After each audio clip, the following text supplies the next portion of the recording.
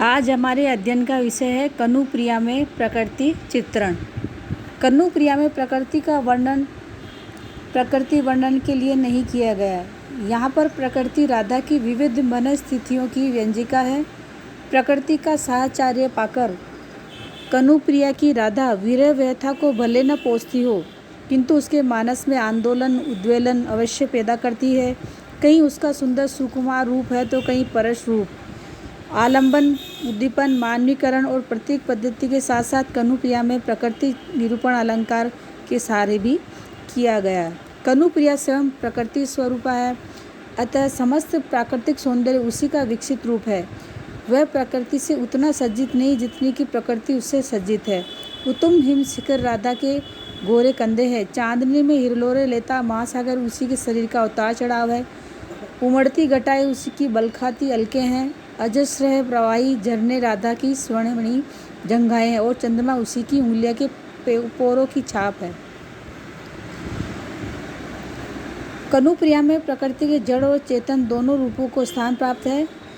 इसी में आगे जो पहला बिंदु है वह है कोमल प्रकृति। कनुप्रिया का भाव जगत कोमल है। उसमें प्रकृति की मृषण मधुर और नवोदित छवियों का हृदयाकर्षक चित्रण मिलता है।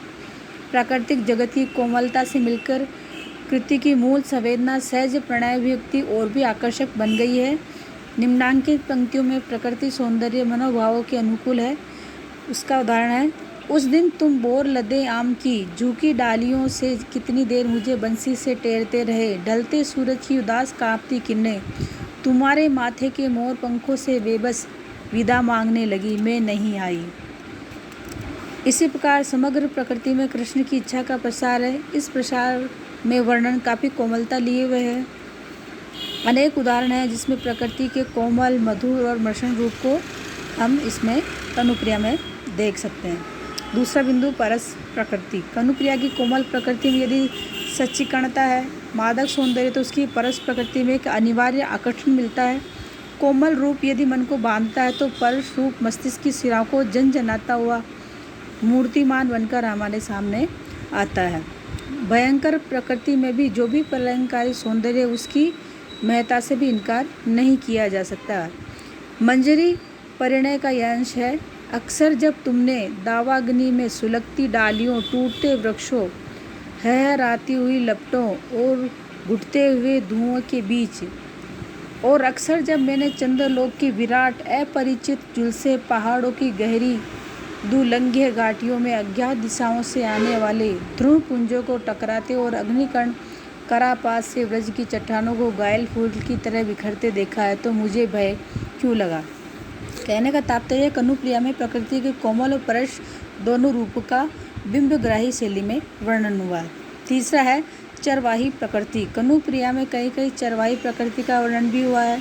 राधा और कृष्ण का प्रणय चरवाही संस्कृति के असीम प्रसार में घटित हुआ है, अतः कवि ने यत्र तत्र उसे भी चित्रित किया है। जैसे गाय कुछ क्षण तुम्हें अपनी भोली आंखों से मुंह उठाए देखती रही और फिर धीरे धीरे नंदगांव की पगडंडियों पर बिना तुम्हारे अपने आप मुड़ गई, मैं नहीं आई। चौथा है मर्दित व विकृत प्रकृति। कनुप्रिया का कनु राधा को छोड़कर जब इतिहास निर्माण में प्रवृत्त होता है तब प्रकृति सौंदर्य पर अमंगल की छाया गिरने लगती है। आम की डाल जो प्रणय क्षणों में मिलन की संकेतिक थी, अशोक का छायादार वृक्ष उससे न जाने कितने प्रसंगों व प्रतीक्षा के पलों का बोझ और प्रेम की गुपचुप वार्ता सुन रही थी, वही अब युद्धोन्मुख सेनाओं से काट डाला गया। इस प्रकार स्पष्ट है कि कनुप्रिया का प्रकृति एक नया संदर्भ लेकर खड़ी है। उसमें नवीनता के आयाम हैं जो अनेक स्थलों पर हमें सभी रूपों में दिखाई देते हैं। पांचवा आलंबन रूप में प्रकृति। कनुप्रिया में आलंबन रूप में प्रकृति का निरूपण अनेक स्थलों पर हुआ है। कवि ने पूर्वाराग मंजरी परिणय आम मंजरी के प्रसंग में प्रकृति का आलंबन रूप में वर्णन किया है। राधा अशोक का आलंबन ग्रहण कर कहती है, तुम्हारे कठोर तन के रेशों में कलिया बन, कोपल बन, सौरभ बन, लाली बन चुपके से सो गई हूँ।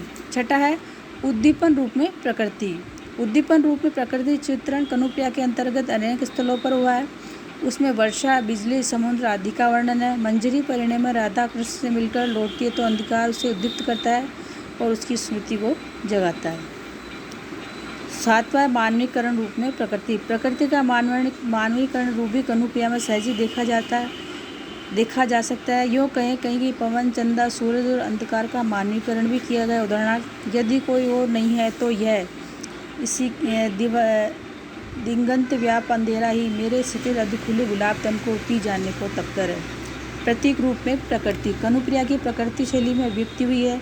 अनेक प्राकृतिक प्रतीकों के सहारे प्रकृति निरूपण का यह कार्य, जहाँ एक और पात्रों की मनस्थिति का अवबोध है, वहीं दूसरी ओर प्रकृति परक उपादानों से खिल कर उसके सौंदर्य का भी निरूपण किया गया है। अलंकार रूप में प्रकृति। यद्यपि प्रतीक रूप में हुआ प्रकृति अलंकार रूप के ही अंतर्गत आता है, फिर भी उदाहरण से प्रकृति के अलंकारिक रूप का वर्णन स्पष्ट समझा जा सकता है। निम्न पंक्तियों में प्रकृति का अलंकार रूप में वर्णन बड़ा आकर्षक बन पड़ा है। लहरों के नीले अवगुठन में जहाँ सिंदूरी गुलाब जैसा सूरज खिलता था, वहाँ सैकड़ों निष्फल सीपियाँ छटपटाती रही और तुम मौन हो। रहस्यात्मक रूप में प्रकृति। कवि की दृष्टि सहजता की ओर रही है, अतः कनुप्रिया में दार्शनिक उत्पत्तियाँ वरायनाम है। प्रकृति के माध्यम से तो प्रयत्न और भी कम है। यूँ इस रूप में राधा और प्रकृति में अभेद स्थापित किया गया है। राधा स्वयं ही सूर्य है, आकाश गंगा है, चंद्र है, दिशाएं हैं और यह है अशोक की शिराओं से फूटने वाला रस। कवि द्वारा लिखित सौंदर्य की सूचक ये पंक्तियाँ देखकर प्रकृति का रहस्यात्मक रूप सहज ही देखने को मिलता है। जैसे, अगर सूर्यास्त की बेला में पश्चिम की ओर झरते हुए ये अजस्राही प्रवाही झरने मेरी ही स्वर्णवर्णी जंगाएं हैं, और अगर ये रात मेरी प्रगाढ़ता है और दिन मेरी हंसी और फूल मेरे स्पर्श और हरियाली मेरा आलिंगन। संक्षेप में यही कहा जा सकता है कि कनुप्रिया प्रकृति की उन्मुक्त चित्रशाला है। इसमें आए प्रकृति के चित्र परंपरागत कम, नवीन बोध व्यंजक अधिक है। राधा की विरह कुल रूप में 12 मासा और 6 ऋतु वर्ण को स्थान प्राप्त है। प्रकृति का वर्णन और उसका प्रयोग कवि ने इसमें खूब किया है, किंतु सहज रूप में। इस प्रकृति निरूपण में न तो कोई आरोपण है और न व्यर्थ का बोझ समझकर प्रकृति चित्रों का जानबूझकर प्रयोग किया गया।